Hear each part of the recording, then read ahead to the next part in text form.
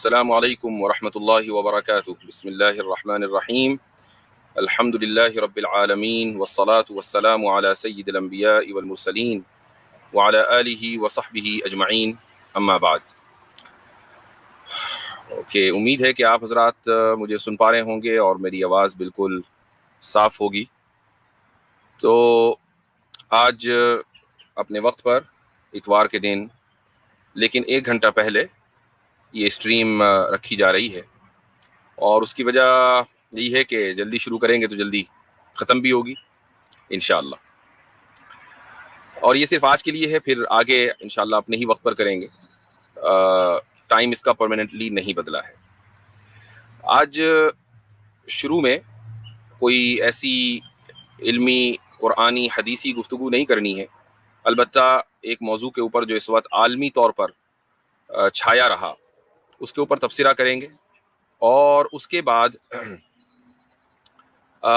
फिर इंशाअल्लाह मैं लिंक आम करूँगा और आप हजरात जुड़ सकते हैं। लेकिन हमारी गुफ्तगू के आगाज़ से पहले जो आपका कंट्रीब्यूशन है वो करते चले जाएं। अभी मैं इत्तेफाक से कल ही अपने चैनल के एनालिटिक्स पढ़ रहा था कि भाई कितने व्यूअर्स हैं, कितने, हर एक चैनल, जो भी चैनल ओनर है उसके पास ये एक्सेस होता है अपने चैनल के एनालिटिक्स का।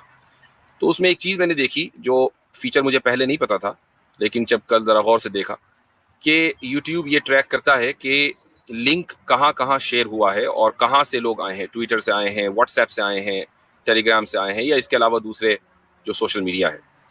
तो मुझे ये हैरत हुई कि तकरीबन 43% जो व्यूवर्स हमारे आ रहे हैं वो व्हाट्सएप से आ रहे हैं, यानी वो लिंक व्हाट्सएप के मुख्तलिफ ग्रुपों में शेयर हुआ और वहाँ से फिर ये पार्टिसिपेंट्स या व्यूवर्स आते हैं।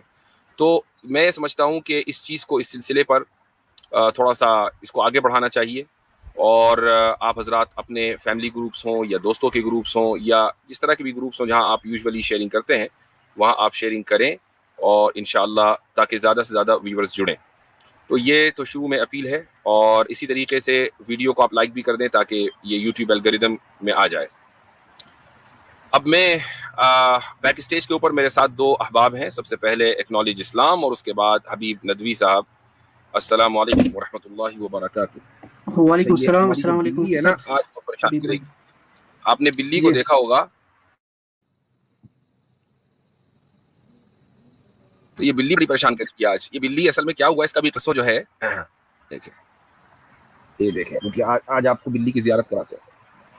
अरे वाह, परसों सामने दरख्त के ऊपर ये बिल्ली जो है चढ़ी बैठी थी और कहीं से एस्ट्रे कैट थी ये जो आ गई, तो हमने इसको अडॉप्ट कर लिया। ये शायद माशाल्लाह। 8-9 महीने, 8-9 हफ्ते का बच्चा है। और एक मिनट, इसकी ज़ियारत करा दें आपको।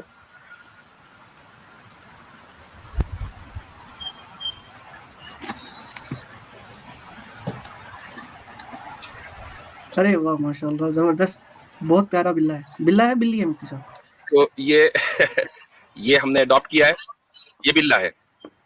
अच्छा, ये बड़े नखरे होते हैं यहाँ पर, तो हमने पहले चेक करना था कि इसमें चिप डली हुई है कि नहीं। तो इसको डॉक्टर के पास लेके गए, उसने चेक किया कि भाई नहीं, चिप नहीं है, यानी किसी का ऑन नहीं है। वो नहीं है। फिर उसके बाद डॉक्टर का अपॉइंटमेंट हुआ, उसने इसकी डाइट, इसने बड़ी स्ट्रिक्ट डाइट बताई है इसकी कि कौन सी ब्रांड का खाना इसको खिलाना है, कौन सा नहीं। अरे वाह, और मतलब ये कि इसकी केयर इस तरह करनी है जैसा कि आप किसी इंसान की केयर करते हैं। बाकायदा इसके शॉट्स लगेंगे और जनाब इसका चंद महीनों के बाद अपॉइंटमेंट होगा, ठीक है। इसके जो मतलब जो इसका डॉक्टर है वो जी वहाँ नर्सिस भी हैं और बहुत अजीब अंदाज से इनकी केयर हो रही है। बहरहाल ये बहुत अटैच बिल्ली है, तो कहीं भी हमें देखती है फ़ौरन आ जाती है ये। तो माशाल्लाह। नाम ये रखा इसका आज कुछ स्ट्रीम आपने में मुफ्ती साहब? साथ है। इसका नाम हमने रखा है हुरैरा। जबरदस्त। तो ये स्ट्रीम में आती जाती रहेगी। तो फिर तो बहरहाल मुफ्ती साहब आप ये भी बन एक गए अब अबू हुरैरा। तो ये एक इत्तेफाकी हादसा है। हमें बिल्ली नहीं लानी थी, लेकिन अब सामने दरख्त के ऊपर ये पता नहीं कहाँ से आ गई और पूरे दिन ये वहीं बैठी रही, तो हमने फिर इसको अडॉप्ट कर लिया। चलें, ये तो बिल्ली का किस्सा हुआ। अब आ जाए बारबी के किस्से पर। जी जी, एक नॉलेज इस्लाम साहब। हबीब रजवी साहब, क्या हाल चाल है? अस्सलाम वालेकुम। आपका इस्तकबाल नहीं हुआ बिल्ली के चक्कर में। जी, वालेकुम सलाम व रहमतुल्लाह। जी, अल्हम्दुलिल्लाह मुफ्ती साहब। जी, अच्छा जी। तो क्या ख्याल है एक्नॉलेज इस्लाम साहब, एक वाकया जो इस वक्त पूरे वर्ल्ड की अटेंशन उसने अपनी तरफ ली है गुज़िश्ता जी हफ्ते, यहाँ तक कि मलाला यूसुफजई ने बाकायदा उसके ताल्लुक से ट्वीट किया, तो इसके बारे में आप क्या कहते हैं? जी, औज़ु बिल्लाहि मिनश शैतानिर रजीम, बिस्मिल्लाहिर रहमानिर रहीम। सबसे पहले तमाम व्यूअर्स को मेरी तरफ से सलाम, अस्सलाम वालेकुम सबको। अच्छा मुफ्ती साहब, स्ट्रीम से पहले मैंने आपसे ये बात इसलिए कही क्योंकि इनिशियली जब ये चीज़ हुई, क्योंकि बारबी मूवी का जो रिलीज़ था ये पिछले जी महीने हुआ, यूजुअली जी मोस्टली ईद के बाद ही हुआ। हाँ, ईद जी के बाद होता है। तो मुझे लगा ठीक है, बारबी मूवी है, मैं क्योंकि आज तक इंसान को यही पता था कि बारबी एक खिलौना है, तो वो एक मूवी होगी। तो मेरे सामने 2-2 मुफ्ती ये ना हबीब साहब क्यों हैं? मुफ्ती साहब आपका आइकन आपको चेंज करना पड़ेगा, हबीब साहब का आइकन लगाया है आपने, डीपी ना, प्रोफाइल। जी जी जी, हबीब साहब का आइकन कहाँ से आ जाता है भाई? जी, लगाता हूँ।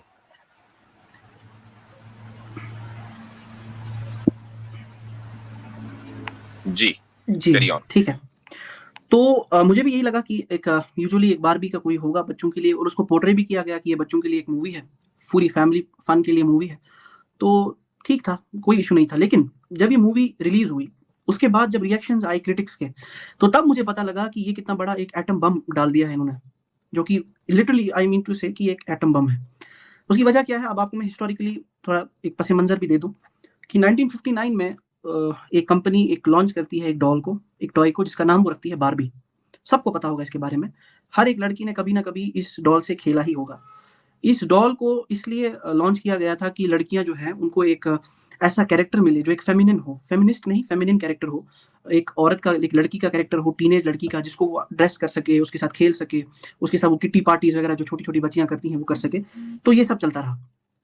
लेकिन उसके बाद होता ये है कि चंद सालों के बाद 2001 में इसकी एक एनिमेटेड मूवी आती है, यानी बच्चों की कार्टून मूवीज़। तो वो भी एक सिलसिला चलता रहा, कोई इश्यू नहीं है। और उन कार्टून मूवीज़ में और दरमियान इस 1959 से लेके आज तक के दरमियान में बारबी फ्रैंचाइज़ में और भी कैरेक्टर्स जो हैं वो ऐड किए गए। उनमें से एक जो है वो मेल कैरेक्टर था जिसका नाम केन रखा गया। तो बहुत पॉपुलर हुआ ये लड़कियों के इसमें। तो उसके बाद क्या होता है, लास्ट ईयर एक डिसीजन लिया जाता है कि बारबी पे एक मूवी बनेगी। बारबी फ्रैंचाइज़ जो है पहली बार एक लाइव एक्शन मूवी, यानी असली इंसानों को लेके मूवी बनाएगी। तो एक्टर्स चूज़ किए जाते हैं और इसकी सारी डायरेक्शन वगैरह कंप्लीट होती है और इस साल ये रिलीज़ होती है। अब बारबी में मसला क्या है वो अब मैं आपको बताता हूँ कि सबसे पहले जब बारबी रिलीज़ होती है तो बारबी की एक क्रेज़ पूरी वर्ल्ड में आ जाती है कि बारबी मूवी अगर देखनी जानी है तो आपको थिएटर में जो है पिंक कलर पहनना पड़ेगा। तो लड़के, लड़कियाँ और आजकल जो हमारे तीसरे किस्म के जो भी हैं वो मखलूक हैं, वो भी येलो कलर या पिंक कलर जो है वो लेके चले जाते हैं थिएटर में। ठीक हो गया। अच्छा, अब जब मैंने इसका प्लॉट पढ़ा और मैंने जब वीडियोज़ पढ़े तो मैं तब परेशान हो गया कि कितना बड़ा ज़हर हमें प्लेट में परोस के दिया जा रहा है। क्योंकि इस मूवी की टारगेट ऑडियंस तो लड़कियाँ हैं, छोटे-छोटे बच्चे हैं, क्योंकि यही बारबी का मकसद रहा है। अच्छा, इसका प्लॉट क्या होता है मुफ्ती साहब, अब आप भी परेशान हो जाएँगे कि बारबी एक डॉल होती है, जो अपने बारबी वर्ल्ड में रहती है, ठीक है? तो होता क्या है, उस वर्ल्ड में लड़कियाँ जो हैं, वो हर बारबी जो है, हर एक लड़की का नाम बारबी होता है। कोई ब डॉक्टर बारबी होगी, कोई लॉयर बारबी होगी और हमारी मेन बारबी भी है। और इस वर्ल्ड में क्या होता है कि औरतें जो हैं, वो सारा कुछ निज़ाम चलाती हैं और लड़कों को साइडलाइन किया गया होता है। यानी जो केन है, जो केन कैरेक्टर है, उसको साइडलाइन किया हुआ है। तो इसमें मसला यहाँ पे आता है कि यहाँ पे इसको एज़ अ फेमिनिस्ट इन्होंने पोर्ट्रे करने की कोशिश की। लेकिन होता क्या है, जो अभी मैंने आपको बताया डॉक्टर बारबी, उसका रोल अदा किया है एक ट्रांसजेंडर एक्टर ने और उस मूवी में भी वो एज़ अ ट्रांसजेंडर भी उसको दर्शाया गया है, दिखाया गया है। अच्छा, होता फिर ये है कि बारबी जो है वो किसी वजूहात की वजह से, to cut the story short, वो बाहर की दुनिया में चली जाती है और वहाँ की दुनिया में जब वो देखती है कि पेट्रियार्कल सोसाइटी है और उसका वो जो केन जो है वो भी देखता है कि यहाँ पे मर्द हज़रात जो है वो सोसाइटी में डोमिनेट करते हैं, तो क्यों ना मैं भी बारबी वर्ल्ड पे कब्जा कर लूँ। तो वो भी बारबी वर्ल्ड पे कब्जा कर लेता है और जो मर्दों का जो सारा निज़ाम है वहाँ पे अप्लाई कर लेता है। बारबी इससे बड़ा परेशान हो जाती है। तो बारबी क्या करती है, अपनी जो बाकी बारबीज़ हैं उनके साथ मिलके प्लान करती हैं कि हम जो है अपना वर्ल्ड वापस लेंगे। तो वो क्या करते हैं, वो इन केन्स के साथ एक रिलेशनशिप करते हैं, प्यार का रिलेशनशिप ढकोसला करते हैं उनके साथ, वो गर्लफ्रेंड बॉयफ्रेंड का, और उसके बाद इनको आपस में लड़वाते हैं, मर्दों को आपस में लड़वाते हैं और at the end to cut the story short उस बारबी वर्ल्ड को जीत लेते हैं और वापस से वही सब चीज़ें जो है वो वापस आ जाती हैं, यदि मेट्रियार्कल सोसाइटी, एक फीमेल डोमिनेटेड सोसाइटी। अभी तक ये लगता था कि ये बच्चों की स्टोरी है और अभी भी इसको डायरेक्टर्स बोल रहे हैं कि बच्चों की स्टोरी है, लेकिन इसमें transgenderism, so called women empowerment, radical feminism और भी पता नहीं क्या। अच्छा, और इसके साथ साथ इसके डायलॉग इतने वल्गर और इतने वाहियात हैं कि कहने की बात नहीं। तो किस एंगल से, जी और 2010 के बाद से मुफ्ती साहब ये हर दिन कोशिश हो रही है कि मूवीज में LGBTQ प्रोपेगेंडा और फेमिनिस्ट प्रोपेगेंडा इस सब को डाला जाए, खासकर बच्चों की मूवीज में, और इसके बहुत से राइट एग्जांपल्स मैं आपको दे दूंगा। अच्छा मुफ्ती साहब, हंसने वाली बात यह है कि इस मूवी का क्लैश एक बहुत जबरदस्त मूवी के साथ हुआ जिसका नाम है ओपनहाइमर। मैं ये नहीं कह रहा कि आप लोगों को मूवीज देखनी जानी चाहिए, लेकिन ओपनहाइमर और ये दोनों जो एक साथ रिलीज होनी थी, इनमें शायद 2 या 3 दिन का गैप था। ओपनहाइमर बेस्ड थी रॉबर्ट ओपनहाइमर में, जिसने एटॉमिक बॉम्ब बनाया, तो उसी की पूरी स्टोरी पे ये बेस्ड थी। अब क्या होता है, अब आप देखें कि मुफ्ती साहब, होना ये चाहिए था कि उस मूवी का कलेक्शन ज्यादा होना चाहिए था। एक हिस्टोरिकल बेस्ड मूवी है जिसमें फिजिक्स के बारे में बताया गया है, एक रियलिस्टिक मूवी है, जबरदस्त मूवी। मैंने पर देखी नहीं है, बट ओवरऑल जिसका प्लॉट अच्छा है। लेकिन मुफ्ती साहब, अमेरिका में वो मूवी बनिस्बत बारबी के कम परफॉर्म करती है। ये जो है लोगों का वहां पे माइंडसेट हो गया है, और मैं इसीलिए चाहता था कि आपके जरिए से ये हाईलाइट हो इशू कि हम लोगों को, पेरेंट्स को चाहिए कि वो खुद एक अब सेंसर बोर्ड बने कि हमारे बच्चे क्या कंज्यूम कर रहे हैं, सही किस तरीके से वो चीजों को ले रहे हैं।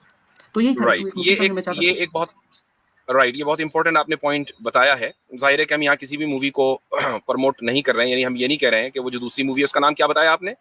ओपनहाइमर मुफ्ती साहब। Oppenheimer, right. जी तो आप उसको देखें बारबी की जगह, इसको नहीं कहा जा रहा है।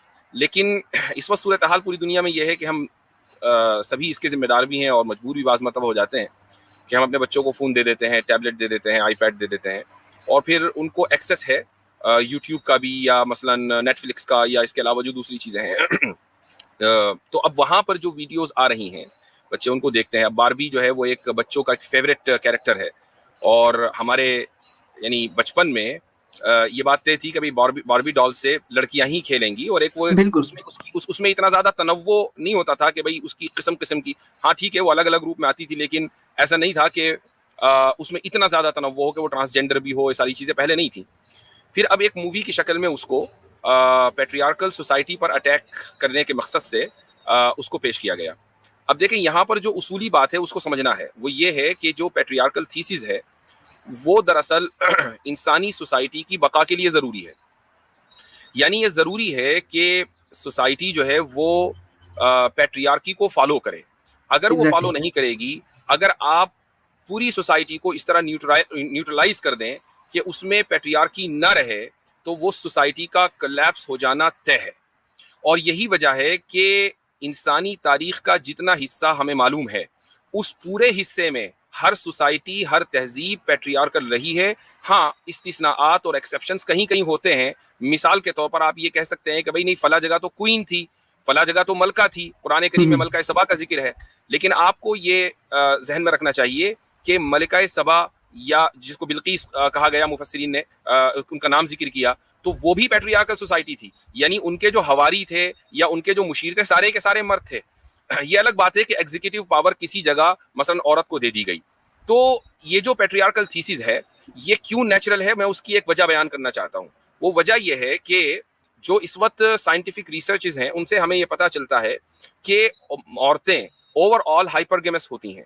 और हाइपरगेमी का मतलब ये होता है कि औरतें मसलन अपने से बेहतर मर्द का इंतखाब करना चाहती हैं कि जो तालीम में उनसे फायक हो, जो माल और दौलत में उनसे बढ़ा हुआ हो। यही वजह है कि अगर आप, आम तौर से ये बात हो रही है, हर औरत की बात नहीं हो रही है, एक्सेप्शंस आर ऑलवेज देयर।